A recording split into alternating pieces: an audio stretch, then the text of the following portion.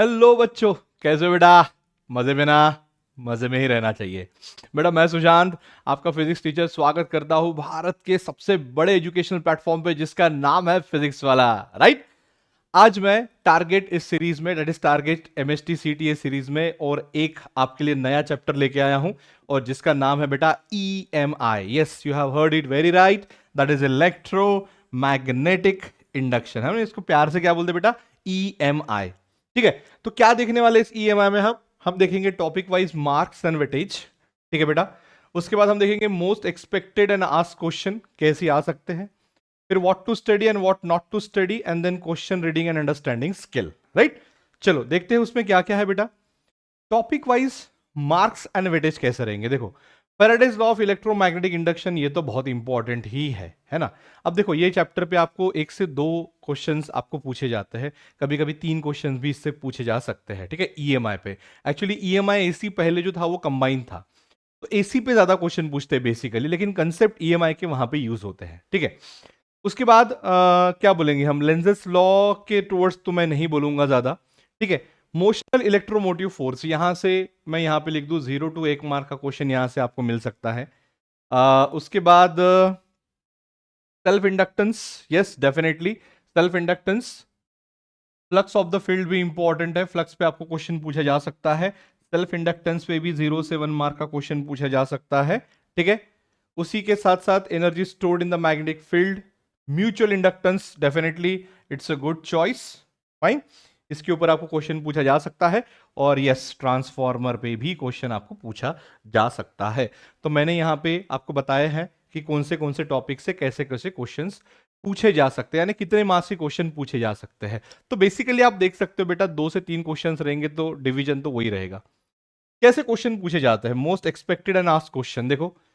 A circular coil of radius 10 centimeter, 500 turns, and resistance 2 ohm is placed with its plane perpendicular to the horizontal component of the Earth's magnetic field. It is rotated about its vertical diameter through 180 degree in 0.25 second. Find the magnitude of the EMF induced in the coil. Horizontal components of the Earth's magnetic field at the places. अब यहाँ पे देखो बेटा, concept जो है वो आपको पूछा गया है फ्लक्स का, और साथ ही साथ Faraday's law of electromagnetic induction का। तो आप कुछ इस तरीके से क्वेश्चंस आपको पूछे जाते हैं कि बेटा एक सर्कुलर कॉइल है जिसका रेडियस है 10 सेंटीमीटर, है ना। मैं यहां पे एक सर्कुलर कॉइल बना दूं। ठीक है। यहां पे मैंने एक सर्कुलर कॉइल बना दिया जिसका रेडियस जो है बेटा वो कितना है? 10 सेंटीमीटर है। ठीक है। और इसकी जो टर्न्स है वो कितने हैं? 500 टर्न्स है, और रेजिस्टेंस जो है वो 2 ओम है। It is placed with its plane perpendicular to the horizontal component of the earth's magnetic field. यानी जो भी हॉरिजॉन्टल अर्थ्स मैग्नेटिक फील्ड है उसको इसका प्लेन जो है वो परपेंडिकुलर रखा, यानी समझ लो कि अर्थ की मैग्नेटिक फील्ड उसको ऐसी जा रही है, अंदर जा रही है, ऐसे समझ लेना। इसको रोटेट करेंगे अबाउट द वर्टिकल डायमीटर 180 से, यानी अभी ऐसा है तो पलटा के ऐसे रख देंगे हम। और कितने सेकंड में रखेंगे? 0.25 सेकंड में। तो आपको ये बताना है कि उसमें कितना ईएमएफ इंड्यूस होगा अगर ये चीज दी गई है तो यही है। आपको 2-3 जो है वो टॉपिक पकड़ के क्वेश्चंस पूछे जाते हैं। उसी तरीके से आप यहां पे आप क्वेश्चन देखो। Two coils P and Q are separated by some distance when a current of 3 ampere flows through coil P, a magnetic flux of 10 to the power minus 3 Weber passes through Q. No current is passed through Q. When no current passes through P and a current of 2 ampere passes through Q, the flux through P is. आप थोड़ा सा confuse हो गए होगे, लेकिन होने की जरूरत नहीं है। मैं फिर यहाँ पे आपको दोहराना चाहता हूँ बेटा, flux is the important topic, and आपका जो भी Faraday's law of electromagnetic induction है दैट इज इंपॉर्टेंट टॉपिक। तो कुछ इस तरीके से आपको क्वेश्चंस भी है पूछे जाते हैं। तो क्या पढ़े और क्या नहीं पढ़े? डेफिनेटली फर्स्ट लॉ पढ़ेंगे, सेकंड लॉ भी पढ़ेंगे। ठीक है, इंपॉर्टेंट है तो पढ़ना ही पढ़ना है। ठीक है। उसी के साथ साथ ठीक है, इसको छोड़ दो। Translational motion of a conductor, motional EMF in rotating bar, okay, generator, back EMF, induction, eddy current, self inductance पढ़ो बेटा। सेल्फ इंडक्टेंस के सारे फॉर्मूले हमको करना है। ठीक है। उसी के साथ साथ energy stored in the magnetic field का करो, म्यूचुअल इंडक्टेंस करो, और ट्रांसफॉर्मर करो। अगर आप इतना भी करते हो तो भी सफिशिएंट है। क्वेश्चन को कैसे रीड किया जाए और समझा जाए, ठीक है बेटा। सबसे पहले तो गेट द टॉपिक, है ना, गेट द टॉपिक, कौन से टॉपिक से क्वेश्चन पूछा गया है उसको पहले ढूंढने की या फिर समझने की कोशिश करो, ठीक है। उसके बाद get the formula,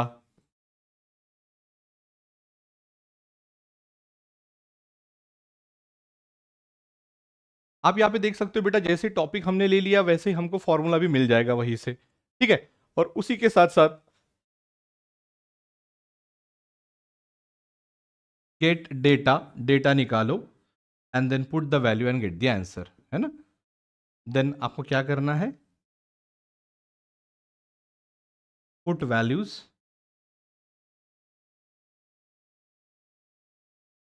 and get answer,